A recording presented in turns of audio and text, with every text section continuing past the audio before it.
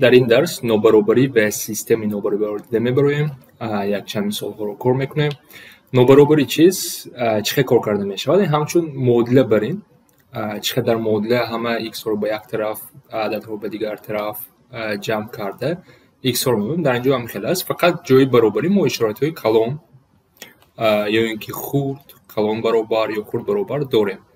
و در مدل ما فقط اگر مدل خطی داشته باشیم یک تا ریشه داریم، مدل کواردراتی باشه دو تا ریشه داریم، مدل کوبی سه تا ریشه داریم. اصلا بسیار یکی در اینجا ما چین در نوبرابری بسیار جواب داریم، اصلا بسیار. بیاین خیلی کار کنیم. مثلا در یکم مثال چی داشته است؟ یک نوبرابری چیکار میکنیم؟ اول البته قوس رو میکشیم. 6x مینوس 10x مینوس 40 کلون از 14 جمع 2x. بعد چیکار کنین؟ هم x رو به یک طرف جمع کنین.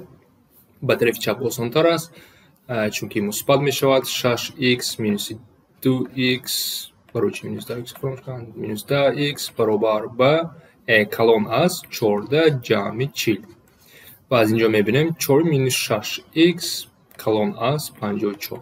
در اینجا باید دقت کنیم وقتی که با مینوس تقسیم میکنیم چی میشود؟ اشاره کلون به دیگر طرف نگاه میکند. یعنی وقتی که هر طرف به مینوس 6 تقسیم میکنیم x میشه خورد از مینوس 9 میشود. یعنی خورد از مینوس 9 جواب درستی ما. و از جواب ها کدامی از این درسته؟ یعنی از مینوس 9 تا مینوسی به آخر جواب ما ب میشود. اگر ما برابری می داشتیم در اینجا بعد قوس های ما عوض میشدن. قوس های ما خیلی میشدن. این چی معنی دارد؟ داخل هستن. با به آخر مینوس به آخر پلوس به آخر هم وقت قوس کشاد میمونیم. قوس محکم قوس کشاد بودن نامش. دوام میکنیم. باز یک نموده مانند سوال. قاعده با چی است؟ قوس ها اول کشایم. 5x جمع 3x جمع 24 خورد از 10x مینوس 10. با کدام طرف x رو جمع کنیم؟ بیاین این طرف به طرف راست جمع کنیم. چی میشه؟ 24 پلوس 10 کلون از 10x مینوس 5x مینوس 3x. و اینجا چی شد؟ 34 خورد از 2x. هر طرف رو به دو تقسیم میکنیم. این میشه 17 x از 17 کلون. یعنی x از 17 کلون کدام عدد ها هستن؟ 18 19 20 از 5 21. در اینجا باید بگن ناتورالی یا اینکه بوتون یا همه عدد ها. از جواب ما x یعنی از 17 کلون 17 تا به آخر جواب ما ده می شود. مثال 90 حل کلانترین ناتورالی نوبرابری یابید. اکنون حل کلانترین. خب بیایم کار کنیم. به شکل ساده نویسیم. قوس رو کشیم چی می شود؟ 2x کوادرات مینوس 5x جمع 10x مینوس 2x کوادرات خورد از 50. از اینجا نگاه کنین 2x کوادرات تا یکدیگر رو اختصار میکنن. دکار نیستن برای ما. 5x خورد از 50 هر طرف رو با 5 تقسیم کنم x میشه خورد از 10.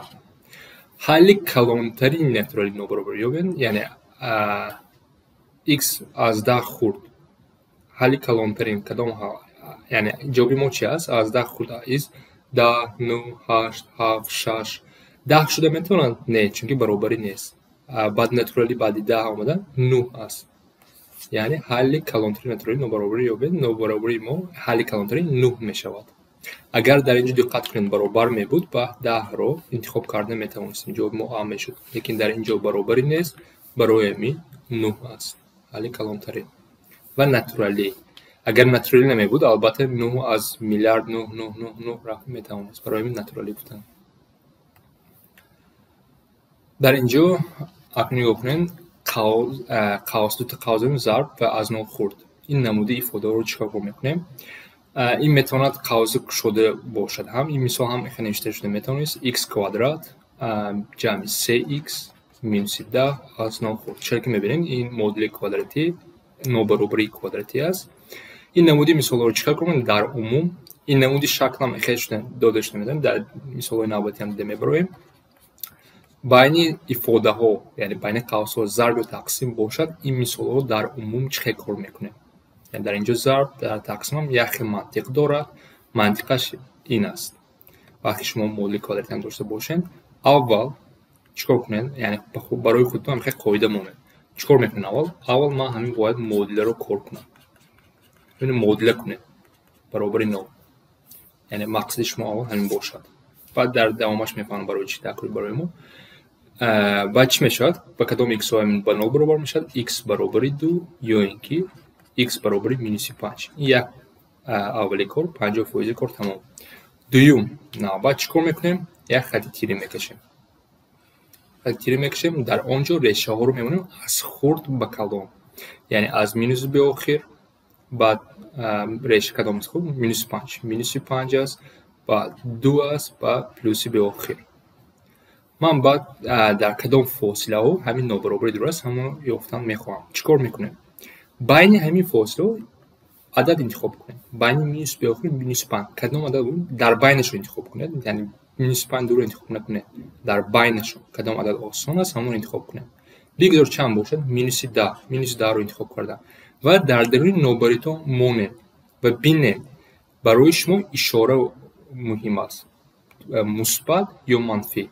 اگر من جای x مینوس 10 مونم مینوس 10 مینوس 2 مینوس 10 جمع 5 با من جوابش مهم نیست. با من یا منفی است یا مثبت همون لازم است. در این فاصله میمونه. این مینوس است یکم قوس دوم قوس مینوس مینوس در مینوس پلوس. یعنی در این فاصله نابرابری من پلوس است مثبت است. بعد بین مینوس 5 و 2 یک عدد انتخاب میکنیم و عدد چی باشد؟ از هم آسان شد. یعنی 9 یا اینکه 1 یا اینکه مینوس 3 یا اینکه مینوس 4 9 رو انتخاب کنیم. بعد چیکار میکنیم؟ جای x اگر من 9 مونم در همین نابرابری 9 مینوس 2 9 جمع 5. بعد نگاه کنید به شما جواب مهم نیست به شما اشاره مهم است. یکم قوس مینوس دوم قوس پلوس. مینوس در پلوس این مینوس میشه. در اینجا مینوس میمونه. در آخران فاصله باشد هم بین 2 و پلوس به آخر یک عدد انتخاب کنین. چه باشد؟ 5 6 10 هزار میلیون میلیارد گرفته میتونن. چه باشه؟ با 10 رو انتخاب کنیم. مثلا 10 رو انتخاب کنیم بعد جای x 10 رو میمونه. 10 مینوس 2 10 جمع 5 با یک بار دیگر با ما جواب مهم نیست با ما اشاره داد. این پلوس میشود این هم پلوس پلوس ضرب پلوس مثبت میشود پلوس میشود. و اکنون نگاه کنیم در اینجا دوم کار تمام شد. اکنون به سوال خود میبینیم. سوال میگه که همین ifade کی از 9 خورد میشود. کدام عددها از 9 خورد؟ عددهای منفی. یعنی از شما منفی رو میخواهد. از شما میخواهد که اگر ما اینو کار کنم اینو در کار نیست. از شما یعنی در کتاب های هم اگر در خطی داشته باشین فاصله نشون میدین به شما منفی لازم است. یعنی جواب شما بین مینوس 5 و 2 است. اگر مثبت می بود کلان از اون بعد شما فاصله یکم و سیوم رو انتخاب میکنیم. بیاین فاصله با فاصله ها رقم دیم. اگر پلوس می بود 1 و 3 رو انتخاب میکنیم. منفی است 2 رو انتخاب میکنیم. جواب شما بین مینوس 5 و 2. اکنون سوال اینه با سوال چی میشه؟ سومه حالهای بتون نابرابری یا برید سومه مینوس 5 قوزی شده است داخل نیست. کدام عددها شده میتواند؟ مینوس 4 شده میتواند.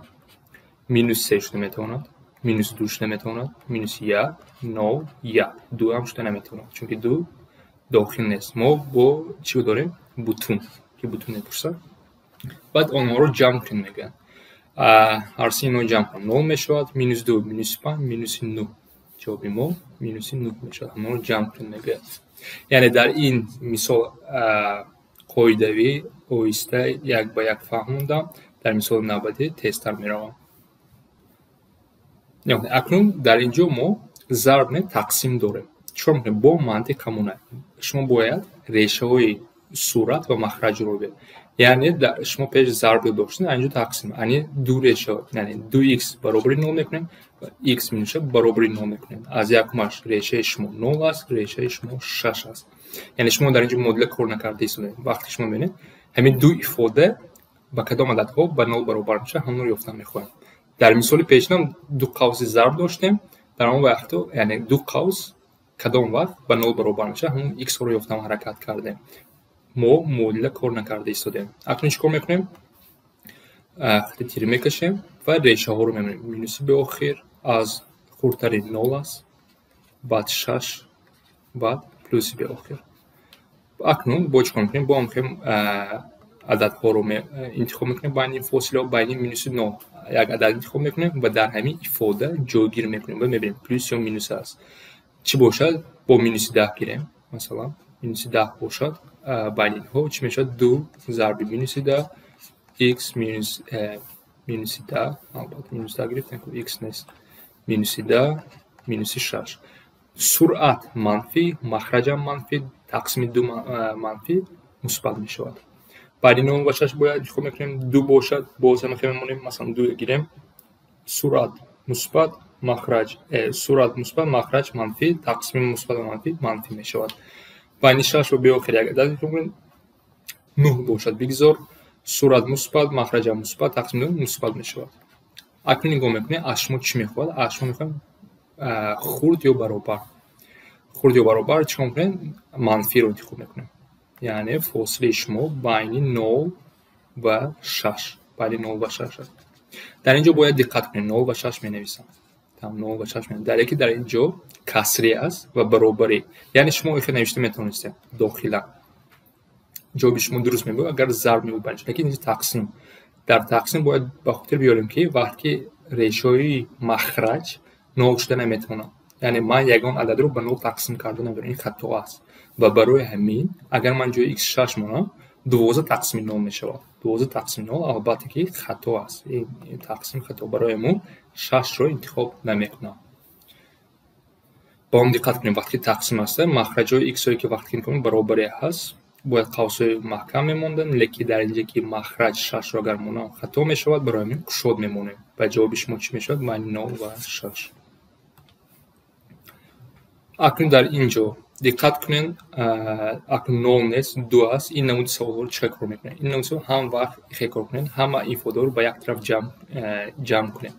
8 تقسیم x میشه مینوس 2 کلم از 9، یعنی یک طرف باید 9 مونه و در اینجا مخرج رو برابر کنین. این میشه 8 مینوس 2x جمع 2، من یک بار نوشته ایستادم x مینوس 1 از 9 مخرج رو برابر کردم و اگر اینجا رو ساده کنم چی میشود؟ این 10 مینوس 2x x مینوس 1 کلون از 9. اکنون این نوبری درست شد، یک طرفش 9 شد. اکنون کار چیکار میکنم؟ سرعت و مخرج رو نگاه میکنم، ریشه های آنها رو میابم، یعنی هر دوشه به 9 برابر کنیم، ریشه هاش رو یابین. از یک ماش x برابر 5، از دوی ماش x برابر 1، بعد خط راست کشین مینوس به آخر، بعد ریشه اصلا خردترین این 1 است، بعد 5، بعد پلوسی به آخر.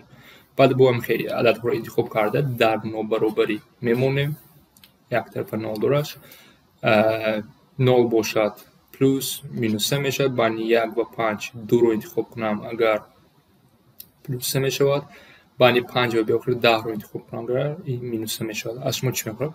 ما مثبت رو یافته میخوایم و جواب شما اگر به فاصله نویسیم همچون فاصله بین 1 و 5، جواب شما بین 1 و 5. نگاه کنید یکم قوس‌های محکم نیست چون که برابری نیست، اینجا بین 1 و 5 عددهای شما. حل نترلی کلانترین نابرابری یابین چند میشود؟ بین 1 و اصلا کلانترین عدد نترلی این 4 است. باز همین مانند سوال مانند است، به یک طرف جمع میکنیم، بیایم تستر کنم 9 تقسیم x جمع 2 جمع 3 از 9 خورد، در این وقت مخرج های برابر میکنیم 9 جمع 3x جمع 6 تقسیم x جمع 2 از 9 خورد و این میشد 3x جمع 15 تقسیم x جمع 2 از 9 خورد. اکنون ریشه ها رو باید یابم، یعنی چیکار میکنم؟ 3x جمع 15 برابر 9 x جمع 2 برابر این صورت مخرج رو به 9 برابر میکنم، از یک ماش این ریشه ما چی میشه؟ مینوس 5 از دیوار مینوس 2. خطی راست میکشم، در خطی راست ریشه ها رو میمونم از مینوس به آخر، بعد خردترین مینوس 5 میباید، بعد مینوس 2 میباید، بعد پلوس به آخر. بعد انتخاب میکنم عدد ها رو بین مینوس به آخر و مینوس 5 بگذار چند باشد؟ مینوس 10 باشد. سرعت منفی پلوس میشود، مینوس 3 رو گیرم اگر 9 پلوس مینوس میشود، در اینجا پلوس میشود. اکنون میبینید از ما چی میخوان؟ منفی رو میخوان، یعنی فاصله شما بین مینوس 5 و مینوس 2 جواب شما همین است. مینوس 5 و مینوس 2. لیکن از شما چی میشه؟ حل بتونی کلانترینی منفی نمره رو ببین. حل کلانترین یعنی بین اینها اصلا کلان منفی چی میشه؟ مینوس 3. همینه مینوس 3 البته منفی کلانترین. کدام اگر از شما کلانش کلان مینوس 3 و مینوس 4 البته که مینوس 3 کلانتر است. و اما بتونی کلانترین منفی نمره رو مینوس 3. سیستم داده شده است. در اینجا سیستم را چیکار میکنیم؟ هر دوش رو علایده کار کنم چی میشود؟ x در یکمش این خطی است. ما یک بار نوشتیم از 2 از 4 خورده است. همه عددا که از 2 از 4 خورده است. دویمش باشد x یا پلوس 1 یعنی x از کلان یا برابری 2 است. x هم از 2 از 4 خورد میشد، هم x برای کلان از 2 میشد. کدام عددها برای هر دوش برای هر دو همین نابرابری درست است. از جواب رفته میتونه. یعنی x از 2 از 4 کلان، x از 2 کلان. یعنی جواب شما بین 2 از 2 از 4 میشود. میخونه؟ یعنی شما که نمیشته میتونن x از 2 کلان، x از 2 از 4 خورد. یعنی همه عددهایی که در بین همین ها هست. به قوس دقت کنیم. محکم از طرف 2 از طرف 2 عدد شد. جواب ما ب میشود. مثال آخرین نوبرو حل کنین. اکنون کوادرات داشته است. یعنی یگان چی عوض نمیشد. به قوس جدا کرده میتونین. بیاین همچون قوس نویسیم. مینوس x مینوس 4 x مینوس 3. اگر به قوس جدا کرده نتونین همین همچون مدل کوادراتی کار کرده x رو یافت میتونیم. برابر 9 میکنیم. از اینجا x چه میشود؟ x برابر مینوس 4 x برابر 3. بعد چیکار میکنیم؟ خطی رو میکنیم. مینوس به آخر مینوس 4 3 و پلوس به آخر. وقتی که تیر راست رو کشیدیم اکنون چیکار میکنیم؟ عدد انتخاب میکنیم. بین مینوس به آخر و مینوس 4 مینوس 10 باشد. جای x مینوس 10 رو میمونم. یکم قوس چی میشود؟ پلوس میشود. دوم قوس مینوس ضرب هر دو مینوس میشود. بین مینوس 4 و 3 یک عدد انتخاب کنیم. بگذار 0 باشد. یکم قوس مینوس میشود. دوم قوس هم مینوس پلوس میشود. بین 3 و به آخر چند 100 رو گیره. یکم قوس مینوس میشود. دوم قوس پلوس میشود. مینوس. از شما چی میپرسد؟ کلان کی کلان میشود؟ در کدام فاصله؟ بین مینوس 4 و 3. یعنی بین مینوس 4 و 3 برابری نداریم. قوس های کشاف مینوس 4 و 3 جای مده میشود.